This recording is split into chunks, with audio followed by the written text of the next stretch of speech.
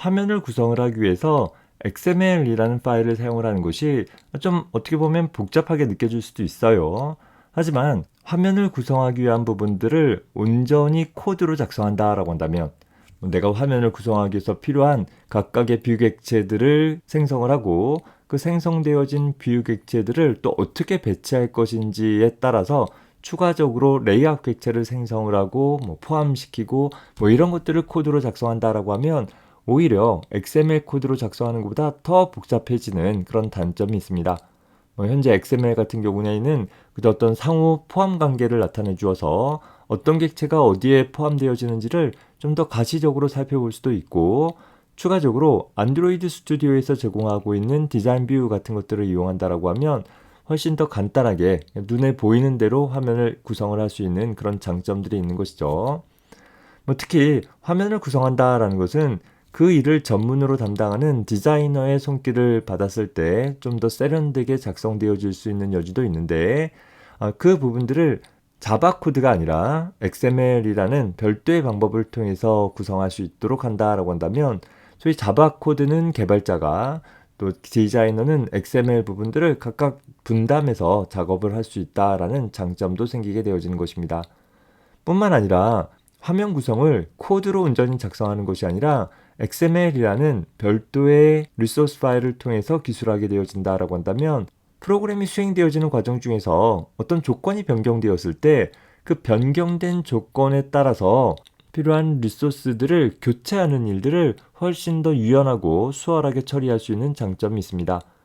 만약에 코드로 기술했다라고 한다면 뭔가 화면 구성이 바뀐다라고 했을 때, 예를 들어서 화면을 수직으로 들고 있다가 가로 방향으로 바꾼다와 같이 레이아웃을 변경하는 일이 필요하다라고 했을 때 그에 따른 코드를 다시 작성을 해주고 그 코드가 수행될 수 있도록 처리해주는 일이 필요하잖아요. 그런데 그런 부분들을 레이아웃으로 작성을 해준다라고 하면 소위 수직 형태의 레이아웃과 가로 형태의 레이아웃을 따로 만들어서 준비를 해둔다라고 한다면 필요한 순간에 각각의 레이아웃 파일들이 자동으로 선택되어져서 사용되어질 수 있도록 해볼 수 있다라는 것입니다. 뿐만 아니라 현재 어플리케이션 내부에서 사용되어지는 어떤 언어라든가 또 해상도에 따른 이미지 같은 것들도 역시 적절하게 교체하는 것들이 용이하게 되어져서 현재 우리 안드로이드 프로그래밍에서는 프로그램 소스 코드로 모든 걸 다 처리하려고 하지 않고 어떤 동작에 대한 것은 소스 코드로 처리를 해줘야 되겠죠. 하지만 그 동작과 무관하게 프로그램 내부에서 참조되어질 여러 가지 자원들은 별도의 추가 리소스를 통해서 사용하도록 구성을 해주고 있습니다. 더불어서 특히 XML 형식으로 작성한 레이아웃은 화면 구성을 수정을 하기 위해서 레이아웃만 수정한다라고 했을 때 소스 코드가 바뀐 것이 아니기 때문에 소스 코드를 재컴파일할 필요가 없는 그런 장점도 얻을 수 있겠죠. 우리가 작성하는 코드처럼 소스 코드가 짤막하다라고 한다면 다시 컴파일하는 것이 큰 문제가 되진 않겠지만, 실질적인 어떤 처리라는 어플리케이션들은 소스 코드들이 굉장히 긴, 즉 큰 용량을 가질 거예요. 그것을 컴파일하는 데 있어서도 시간이 꽤 많이 걸릴 수 있는데, 그저 화면 구성을 바꾼다라는 행위를 통해서 소스 코드를 컴파일하지 않아도 되기 때문에 그저 XML로 작성한 레이아웃 부분만 교체하면 되기 때문에 훨씬 더 개발 시간들을 줄일 수 있는 그런 장점들도 있을 것이고, 한번 작성되어진 레이아웃 부분들을 다른 화면 혹은 다른 프로젝트에서 비슷하게 화면을 구성할 필요가 있다고 한다면 기존에 작성한 레이아웃을 그대로 재활용하기 더 수월한 그런 특징들도 갖고 있을 것입니다.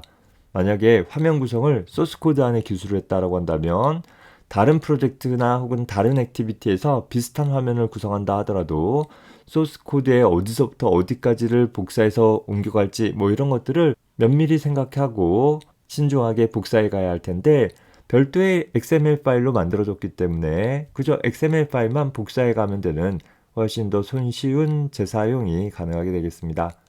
더불어서 이런 레이아웃이 소스 코드와 같이 분리되어 있기 때문에 온전한 프로그램을 작성하기 이전에 화면을 어떻게 디자인할 것인지를 결정하는 순간에 레이아웃을 먼저 작성을 해 놓을 수 있고, 그걸 기반으로 해서 어떻게 동작할 것인지를 기술할 수 있는 코드를 작성해 나갈 수 있는 그런 부분에도 유용하게 활용될 수 있을 것입니다.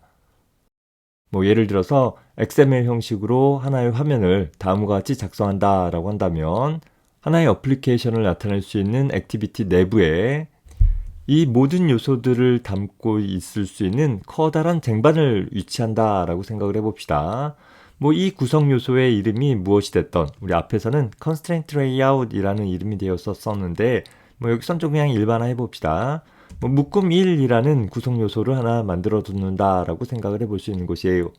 자, 그 묶음 1이라는 구성 요소 안에는 자, 이런 구성 요소들이 포함되어 있죠. 따라서 제일 처음에 뭐 메모장이라는 구성 요소를 포함시킬 필요가 있어서 이 메모장이라는 텍스트는 소위 글이라는 태그 요소를 가지고서 메모장이라는 내용을 가질 수 있도록 이 묶음 1 안에 바로 배치해 볼 수 있는 것이에요. 자, 그리고 그 아래쪽에 있는 여러 줄로 입력할 수 있는 편집글을 담을 수 있는 창은 역시 편집글을 기록할 때 사용할 수 있는 뷰 객체를 이용해서 하나의 항목을 기술할 수 있는 것이고, 더불어서 아래쪽에 있는 두 개의 버튼들은 뭐 현재 이 두 버튼을 따로따로 기술할 수도 있어요. 그런데 어떻게 배치하느냐에 따라 조금 이제 차이점들이 있는데, 이 경우에서는 일단 이 두 버튼이 얘네들과는 조금 성격이 다르고 얘네들끼리 버튼이다 라는 공통점이 있잖아요. 자, 그래서 이 둘을 그냥 같이 묶은 거예요.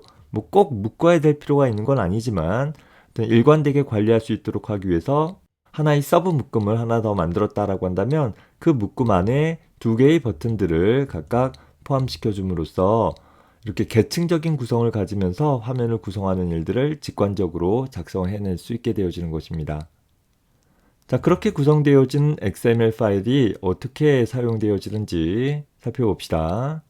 현재 리소스 폴더 밑에 레이아웃 폴더 밑에 있는 activity underbar main.xml의 내용을 다음과 같이 작성을 했다라고 가정을 해볼 것이에요. 자, 이 내용은 XML 형태로 작성했으니까 아직 자바 코드는 아니겠죠. 현재 자바 코드 내에서 참조되어져서 사용될 수 있도록 하기 위해서 현재 XML 파일이 작성되어지면 자동으로 해당하는 XML 파일에 대한 리소스 아이디가 현재 r.java라는 파일 안에 생성이 되어집니다. 현재 그 r.java 파일은 대략 다음과 같은 형태가 되어져 있는데, R이라는 클래스 내부에 내부 클래스들로 각각의 폴더별로 서브 클래스들이 만들어지는 거예요. 현재 리소스 폴더 내부에 레이아웃 폴더가 있기 때문에 R이라는 클래스 내부에 내부 클래스로 레이아웃이라는 클래스가 생성이 되어지는 것입니다. 현재 이 레이아웃이라는 내부 클래스는 스태틱 멤버, 즉 정적 멤버로 만들어져 있기 때문에 객체 생성 없이 그저 r.layout.이라는 형태로 클래스 이름 클래스 이름의 형태로 접근할 수 있는 것이고, 그 레이아웃 폴더 밑에 activity underbar main이라는 이름의 XML 파일이 있잖아요. 이 확장자를 제외하고 activity underbar main이라는 이름의 상수값이 하나 정의가 되고 있는 것이죠. 뭐 이 상수값이 이 번호가 무엇인지는 우리는 하나도 중요하지 않아요. 그저 내부적으로 이 파일을 참조할 수 있는 프로그램 코드에서 이 파일을 참조할 수 있는 일종의 아이디다 라고 생각해 주면 되겠어요. 따라서 우리는 자바 소스 코드를 담고 있는 현재 main activity.java 내부에서 다음과 같이 r.layout.activity underbar main이라는 표현을 사용을 했을 때, 즉 set content to view를 통해서 현재 액티비티의 내용물을 채우기 위해 이 리소스 파일이 기술하고 있는 XML 문서로부터 가져와서 화면을 구성해라 라고 기술할 수 있게 되는 것입니다. 따라서 현재 액티비티의 화면이 우리 XML 파일에서 기술한 것처럼 표현이 되어지고, 따라서 현재 이 메인 액티비티가 실행되었을 때, 즉 set content view라는 메서드가 호출되었을 때 이 리소스 아이디에 대한 참조를 통해서 XML 파일에 기술되어진 대로 화면을 구성해서 액티비티의 내용을 표현해 줄 수 있게 되어지는 것입니다. 따라서 우리가 안드로이드 앱을 개발하면서 가장 먼저 해봐야 될 것은 어떻게 화면을 구성할 것이냐라는 문제가 되겠죠. 일단 화면을 구성해 놔야지 그 화면에서 어떤 버튼이 눌렸을 때 무슨 일을 할 것인지 등에 대한 내용들을 다뤄갈 수 있을 것입니다. 자, 그래서 이후 강의에서 우리는 화면을 구성하기 위해서 필요한 뷰나 레이아웃이라는 클래스에 대해서 먼저 살펴보도록 해보겠습니다. 자, 여러분들이 자바 프로그래밍에 익숙해 있다 하더라도 이번 학기 안드로이드 프로그래밍 하면서 뭐 이렇게 하나의 프로젝트를 자바 소스 코드 부분과 XML 부분으로 나누어서 구성하는 것이 다소간 굉장히 복잡하게 느끼고 또 번거롭게 느껴질 수 있습니다.